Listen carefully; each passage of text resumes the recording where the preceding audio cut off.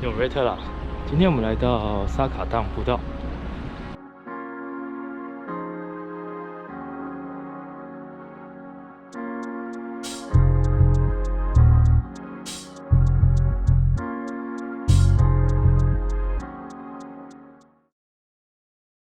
好的，沙卡当步道。沙卡当步道它是沿着沙卡当溪旁边的步道，大家可以看一下。它这里有牌子说原路折返到5间屋、3间屋。小时候听说我老爸有带我来走过，那个时候这里并没有像现在做的这么漂亮啊。对，他说那时候还可以沿着小路下去玩水。当然啦，现在这种溪畔的步道通常都不给人家下去了，安全起见嘛。因为今天时间的关系，我就只走到5间屋，我就不走到底了。我们就朝我们的目标5间屋前进喽。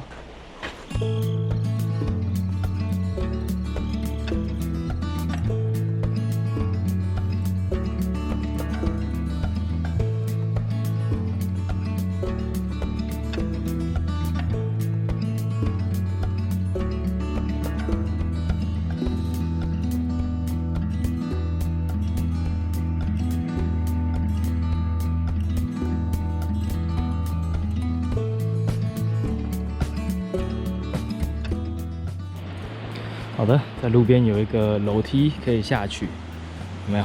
但是现在封起来了。我想这就是我爸说小时候我们会跑下去玩水的地方吧。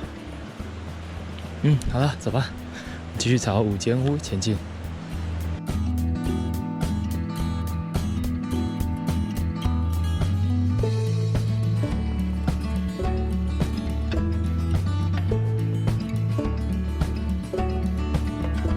好的，我们来到5间屋了。好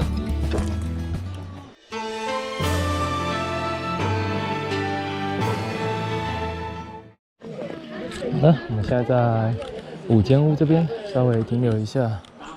它这里基本上就是小小的休息区啦，然后有卖一些原住民的食物啊。它后面本来还有一个3间屋，不过因为时间的关系，所以我们就在这个地方回头了。而既然只有一条路回去，那我们结语就到入口那边再讲吧。Go。好的，我们回到入口喽。有没有看到这座桥？停车场就在桥后面的那边，入口就是从这里有一个楼梯下来。对，这是非常特殊的设计。好了，简单总结一下吧。沙卡当步道，我们只走到5间屋，只有一半而已。它的全长是4.1公里，但是5间屋那边大概1.5，单程的话大概是半个小时啦。路程其实是算是蛮平路的，走在河岸边听那个河水的声音啊，其实感觉还蛮舒服的，就是了。装备我是觉得因为我今天也是穿慢跑鞋而已，走起来没有任何的问题啊。对，然后那个登山杖其实也是没有到这么必要。那衣服我是觉得其实因为这里是谷地，所以风会稍微大一点，可以加件薄外套挡风。好了，沙卡当步道大概是这样咯，算是一个相当轻松的步道啊。推荐给大家咯。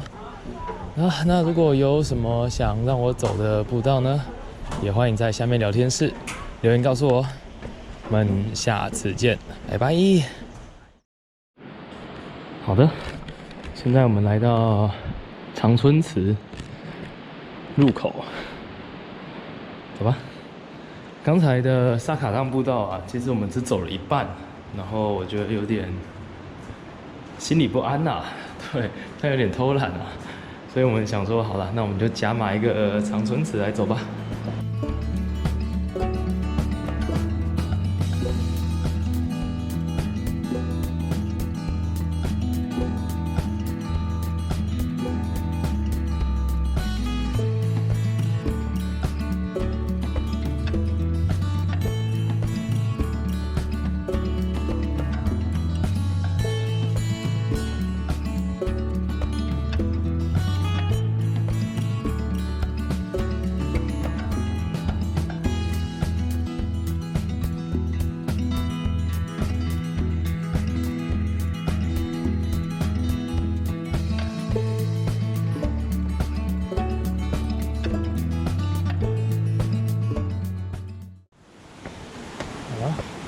到了长春祠。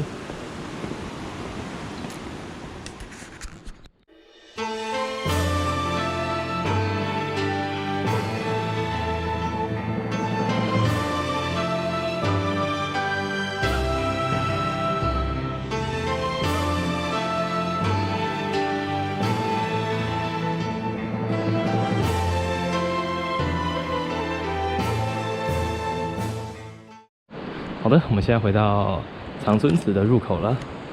这个长春祠它是纪念这些为了开凿这条公路牺牲的老农民们啊，他们是真的非常辛苦。